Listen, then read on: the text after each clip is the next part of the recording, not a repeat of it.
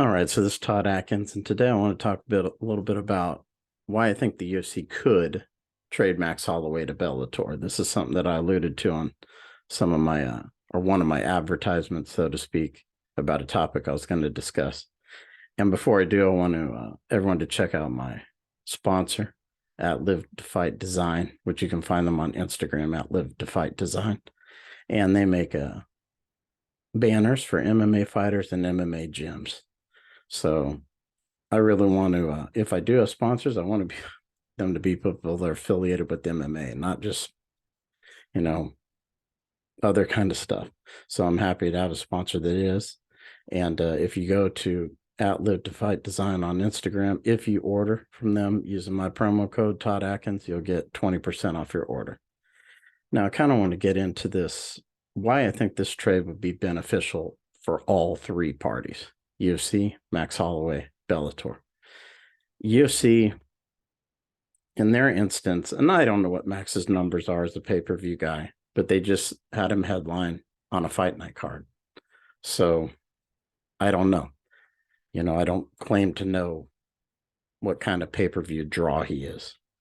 But for the UFC, I feel like Max has done so much. He's basically been the champion or a number 1-2 contender for 7 years straight, which is phenomenal.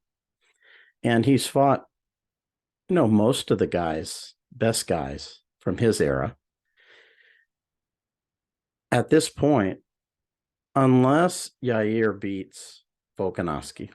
If Yair beats Volkanovski, it makes perfect sense for him to fight for the title again, because he beat Yair last time they fought. So, but if Volkanovski wins, are you going to put him in there for a fourth time? If he beats Volkanovski, what do you do then? Have him fight a fifth time, sixth time? It just wouldn't make a whole lot of sense. And he's at a point now where if Volkanovski does win, he's going to be sitting there kind of fighting the up-and-comers that are young, guys like Topuria, maybe Evelev if he beats Bryce Mitchell.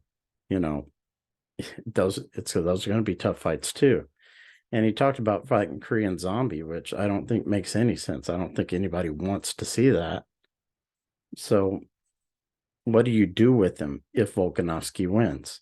If he moves up to 155, I don't think that's going to be better for him as a competitor. The fights are going to be harder. Guys hit harder there. It'd be tough.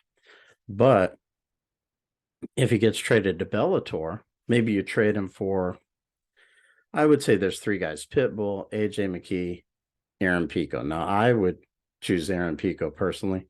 I think he's got the biggest upside of the three. I think he could be the biggest pay-per-view draw of the three. Now, the reason I think Max benefits is, one, the allure to fight on the islands for local fighters is huge. That's something he wants to do. He wanted to do it in the UFC. It's not going to happen. Dana White has already said they can't make a deal. And it doesn't seem like he's interested in trying again.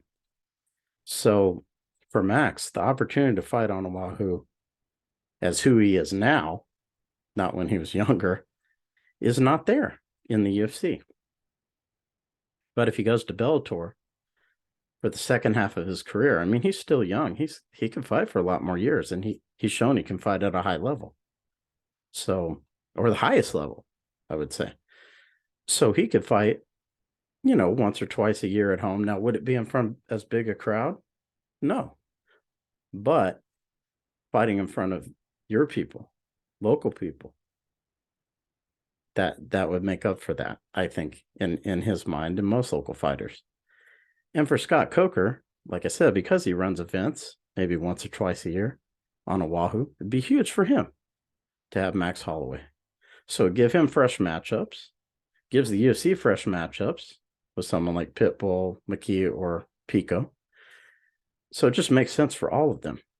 Also, I think Max, in a way, could have a chance to make more money in Bellator, because remember, they have more opportunities for sponsorships and things of that nature in Bellator than they do in the UFC. So, in my opinion, it makes sense for all three involved. Now, could they work together and make this happen? I have no idea. I mean, they were able to trade Demetrius Johnson for Ben Askren. So it's happened before with organizations they don't work with, ONE FC.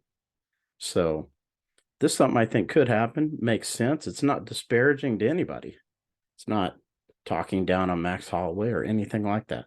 This is just a beneficial thing for all three of these people involved. And I think it makes sense. So that's why I kind of mentioned it before, and why I wanted to talk about it a little bit further in depth.